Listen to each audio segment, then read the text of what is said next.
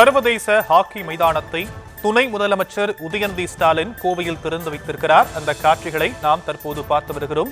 கோவை ஆர்எஸ்புரத்தில் சர்வதேச ஹாக்கி மைதானம் திறக்கப்பட்டிருக்கிறது. அது குறித்த அண்மை செய்தி வெளியாகியிருக்கும் நிலையில் விவரங்களை நம்முடைய செய்தியாளர் அருண் வழங்க நாம் கேட்கலாம். அருண், விவரங்கள்.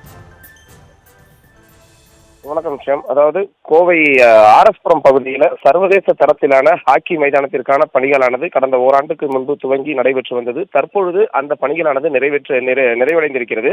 சுமார் 9,67,00,000 ரூபாய் மதிப்பீட்டில் இந்த ஹாக்கி மைதானமானது பணிகள் நடைபெற்று முடிந்திருக்கிறது. சர்வதேச தரத்தில் இந்த மைதான பணிகளானது தற்பொழுது முடிந்திருக்கக்கூடிய நிலையில்தான் துணை முதலமைச்சர் உதயநிதி ஸ்டாலின் விளையாட்டுத்துறை அமைச்சராகவும் இருக்கிறார். அவர் தற்பொழுது இந்த மைதானத்தை திறந்து வைத்து அவர் பார்வையிட்டு வருகிறார்.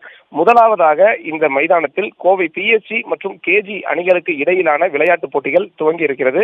இந்த விளையாட்டுப் போட்டிகளை துவக்கி வைத்து பார்வையிட இருக்கிறார். அதைத் தொடர்ந்து விளையாட்டு மற்றும் பள்ளி துறைகளை சார்ந்த சுமார் பல கோடி ரூபாய் மதிப்பிலான நலத்திட்ட உதவிகளையும் அவர் வழங்கியிருக்கிறார். தற்போது அந்த நிகழ்ச்சியும் இங்கு துவங்க இருக்கிறது. ஷியாம்.